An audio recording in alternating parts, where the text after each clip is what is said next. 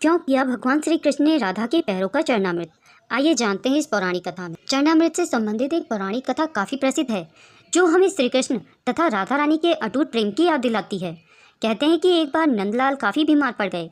कोई दवा या जड़ी बूटी उन पर बेअसर साबित हो रही थी। तभी श्री कृष्ण ने स्वयं ही गोपियों से एक ऐसा उपाय करने को कहा, जिसे सुनकर गोपियां दुविधा में पड़ गई। दरअसल श्री कृष्ण ने गोपियों से उन्हें चरणामृत पिलाने को कहा। उनका मानना था कि उनके परम भक्त या फिर जो उनसे अति प्रेम करता है तथा उनकी चिंता करता है, यदि उसके पाँव को धोने के लिए इस्तेमाल हुए जल को वह ग्रहण कर लें तो वह निश्चित ही ठीक हो जाएंगे। लेकिन दूसरी ओर गोपियां और भी चिंता में पड़ गई। श्री कृष्ण उन सभी गोपियों के लिए बेहद महत्वपूर्ण थे।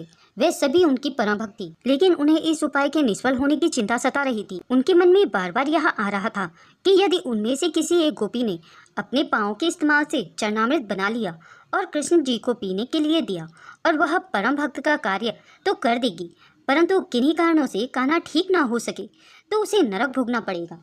अब सभी गोपियां व्याकुल होकर श्री कृष्ण की ओर ताक रही थी और किसी अन्य उपाय के बारे में सोच रही थी कि वहां कृष्ण की प्रिय राधा आ गई।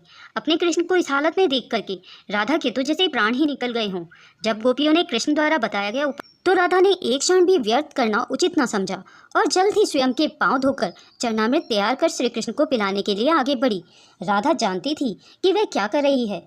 जो बात अन्य गोपियों के लिए भय का कारण थी, ठीक वही भय राधा को भी मन में था, लेकिन कृष्ण को वापस स्वस्थ करने के लिए वह नरक में जाने के लिए भी तैयार थी।